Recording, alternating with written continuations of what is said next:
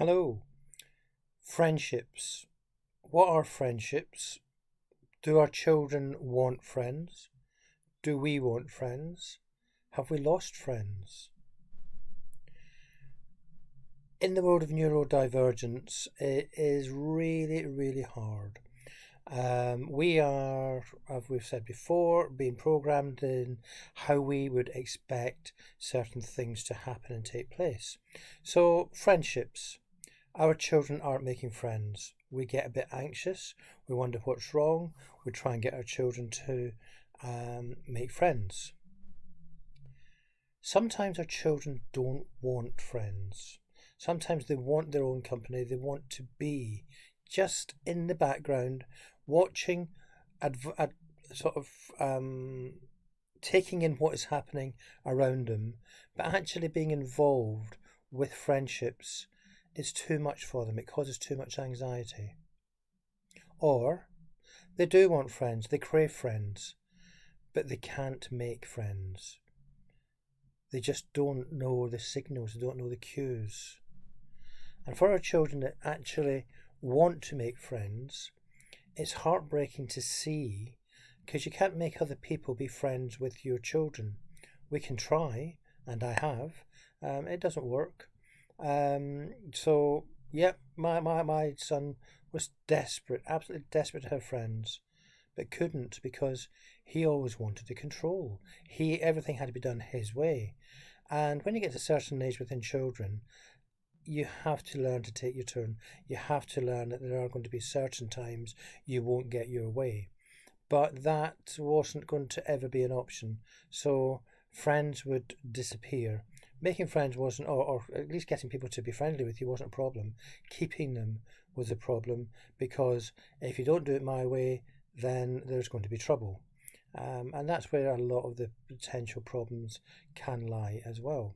So for the child that's in the playground, looks as though they're playing, maybe they're just watching on the sidelines, not necessarily know what's going on, but from a bystander's point of view, yep, they're engaging with other children, they're playing, they're doing. They're not, they're just trying to copy something that's happening to look as though they're fitting in so that they don't become standing out or looking awkward. But they're not actually making friends, they're not actually taking part. But they are masking so that they can get through the playtime without people on their back. Don't you want to make friends? Don't you come and do this, come and do that? No, they're protecting themselves from all of that interrogation, in my opinion. When we get older, it can be a little bit easier because we have a bit more understanding, but we still want friends. Um, but we're finding it difficult because I won't tell a lie, or I'm going to tell loads of lies, whichever way it comes. And the people we're trying to be friends with don't accept the way that we do things. But I'm not going to budge down from the way I do things. And I will point out painstakingly why what you're doing is wrong, even though it's not really. But in my eyes, it's wrong, and you are going to know about it because that's not right. But our friends can't get over that because stop picking that out. Rather, okay, understand that's your point of view, and we'll accept it. But if you don't mind, we're just going to do this. But don't get angry with the person because that's their point of view. And we'll teach them to sort of say, well, this is the reason why I'm doing this, maybe. But it's difficult. It's hard. It's heartbreaking. So for me, I always had to ask, do you want friends? And it was yes. For some children, when I say, do you want friends? No, I don't. I want to be on my own. I want to do that. I wish stop making me try and be sociable because I don't want to be sociable. Actually, they do, but in their own way. We ran a youth club, and we would have certain children come to youth club, and they would sit in a corner or somewhere in the room that they were able to watch everything that was going on, but they didn't want to interact with anybody. To them, they were socializing. They would smile, but they made it quite clear, I don't want to talk to you.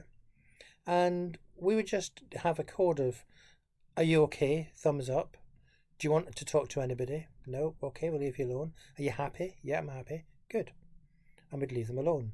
But they always knew that any point, if you want to engage, if you want to talk, or you're feeling unhappy, let us know. And we create a signal for that person so that they could feel comfortable without having to actually do anything. And they'd go home at the end of the night. Thanks very much. Loved the evening. Really enjoyed it. And they did. To some others, it was a matter of, what's the point of being there? Why, you didn't talk to anybody, you didn't do anything, you just sat. Yeah, but the amount of information they were gathering as to, how do I socialise? How do other people socialise? All of that is being gathered and being watched for maybe later on in life when they can do it. I know what to do in this situation. I can mask myself here should I need to. So, friendship is really, really difficult. The older we get, we don't want to be alone. We have a fear sometimes of being alone. What am I going to do? Nobody loves me. Nobody sort of cares about me. And we get into a self-negative talk. Where actually what we need to be looking at and understanding is, do people understand me? Why don't people understand me? Do I understand? Yeah, okay, let's talk it through. How could I be coming across to that person? Can I change without changing my values? Do I need to change without changing my values? And I think some of the stuff that we have to do, particularly with young adults or adults that are struggling to be in relationships or be in friendships, is look at that and say, how do I come across? Not am I wrong in what I'm doing, but how do I come across? And can I change it without having to mask or have to be somebody different? Do I need a better understanding of how to communicate what I'm trying to put across? It is complicated. I think not so much now. My son had 3 sets of friends because when he get bored with one, he'd move on to another and then on to another and then rotate accordingly. And they were fine with that because they understood that it wasn't anything to do with them, it was to do with his inability to keep attention with that group for too long, or they would annoy him, or he would annoy them, and he needed that break. So he had a group of 3 different sorts of friends. I remember friends coming to our house, and they'd be upstairs in the bedroom playing, and then the next thing, he's off out. The friend's still upstairs in the bedroom. What are you doing? I've had enough. I can't deal with it anymore. I'm just going to go and see somebody. But your friend's still upstairs. Yeah, but I'm not playing with him anymore. Okay, I'll go and tell him to leave then. And what the problem was, and you may know this as well, is that he couldn't tell his friend that he'd had enough and he'd like him to leave now. So he left. Because it would mean that if he didn't, he would probably end up screaming, shouting or hitting the friend he was with and didn't want to do that. So I've had enough, I'm clearing off because I can't tell him to leave my house because it feels too uncomfortable. And later discovered that actually I don't like people in my house because I don't have control of when they're leaving. And I need to know when they're coming and when they're going. And then they don't go when they say they're going to go. I get anxious, I get upset, I get a bit irritable, and I don't feel comfortable in my own home, so I don't want them in. Same as, well, they said they'd be here at 10 o'clock. It's 10 past 10. Where are they? Why aren't they here? Because I'm expecting them in at a certain time. That time has come. They're not here. What's happening? Are they going to come? And I feel uncomfortable. So by not having people over, they feel a lot more relaxed. I'll go to them because I can leave when I want. It's in my control, not in theirs. So just a few things to look at friendships in terms of, are we putting our anxieties onto our children for needing friends? Do our children want friends? And how do we actually negotiate the complexities of friendships? Not easy, but it's important. And just understanding the the social aspect is that you can be sociable without having to engage in conversation, as long as you're in an area where you can watch what happens with other people and sort of say, yeah, I'm participating in a social event. I may not be actually talking or engaging, but I am watching and I am observing and taking on board. And that's the start of certain things.